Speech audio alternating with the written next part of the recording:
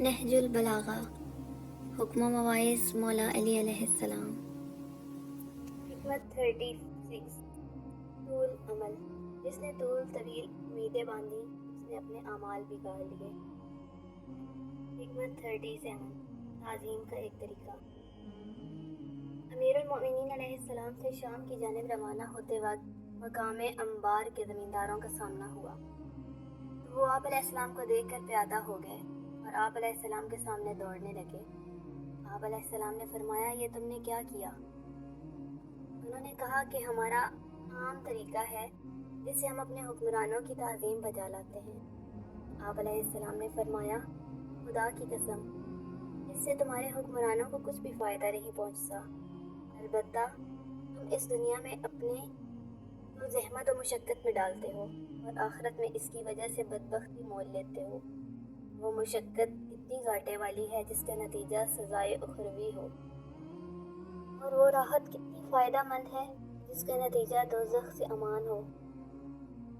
حکمت 38 امام حسن علیہ السلام کو نصیحت، اپنے فرزند حضرت امام حسن علیہ السلام سے فرمایا، مجھ سے 4 اور پھر 4 باتیں یاد رکھو، ان کے ہوتے ہوئے جو کچھ کرو گے وہ تمہیں ضرر نہ پہنچائے گا۔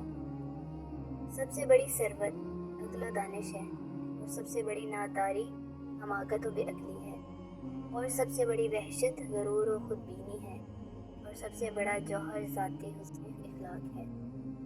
اے فرزند، بے وقوفوں سے دوستی نہ کرنا، کیونکہ وہ تمہیں فائدہ پہنچانا چاہے گا تو نقصان پہنچائے گا، اور بخیل سے دوستی نہ کرنا، کیونکہ جب تمہیں اس کی مدد کی انتہائی احتیاج ہوگی وہ تم سے دور بھاگے گا، اور بد کردار سے دوستی نہ کرنا، ورنہ وہ تمہیں کوڑیوں کے مول بیچ دے گا، اور جھوٹے سے دوستی نہ کرنا، کیونکہ وہ سراب کی مانند تمہارے لیے دور کی چیزوں کو قریب اور قریب کی چیزوں کو دور کر کے دکھائے گا۔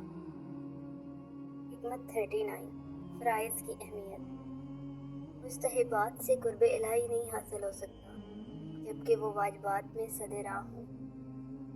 حکمت 40 دانا و نادان، عقل مند کی زبان اس کے دل کے پیچھے ہے، اور بے وقوف کا دل اس کی زبان کے پیچھے ہے۔